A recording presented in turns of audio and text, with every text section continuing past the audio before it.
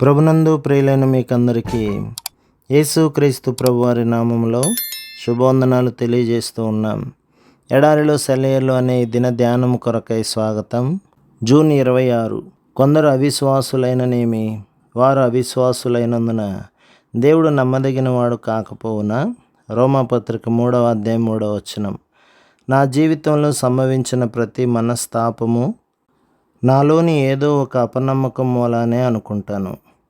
నా గతకాలపు పాపాలన్నీ క్షమాపణ పొందినాయి అన్న మాటని నేను నిజంగా నమ్మినట్లయితే నాకు సంతోషం తప్ప మరే ఉంటుంది?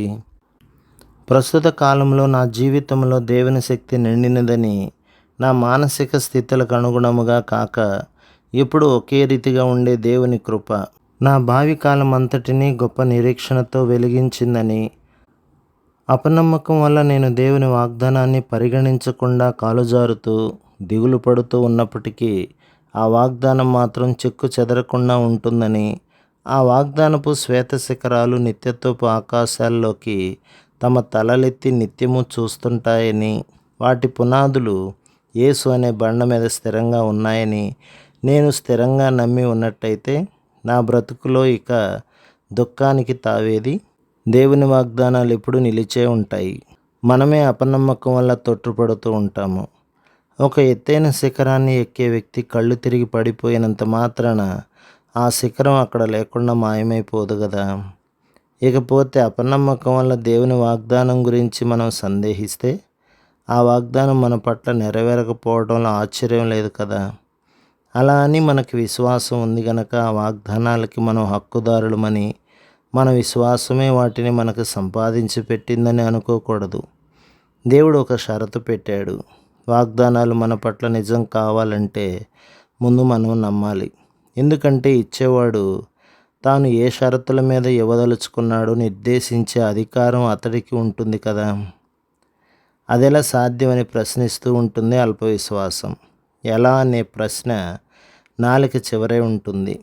అయితే విశ్వాసం దగ్గర 10,000 ఎలాలకి ఒకే ఒక్క సమాధానం ఉంది: దేవుడు. ఏ మనిషి ప్రార్థన ద్వారా తప్ప మరే విధముగా అంత తక్కువ సమయంలో అంత ఎక్కువ ఫలితాన్ని పొందలేడు.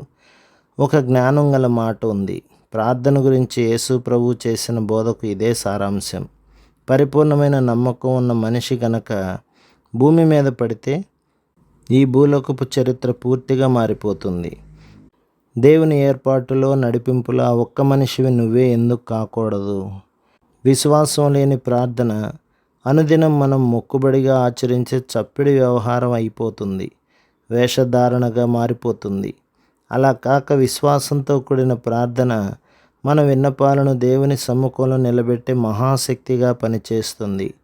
నీ వ్యక్తిత్వం అంతా నీ ప్రార్థనలో లీనమై దాని ప్రయోజనం గురించి నీలో దృఢ నమ్మకం కుదిరేదాకా అసలు ప్రార్థించకపోవడమే మేలు.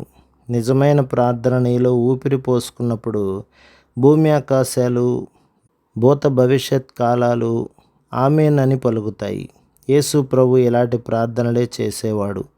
దేవుని చిత్తానికి అనుగుణం కానివి తప్ప ప్రార్థన సాధించలేనివి ఏమీ లేవు. ప్రభు మిమ్మును, మీ కుటుంబమును, మీ సంఘమును దీవించి ఆశీర్వదించునుగాక. ఆమేన్.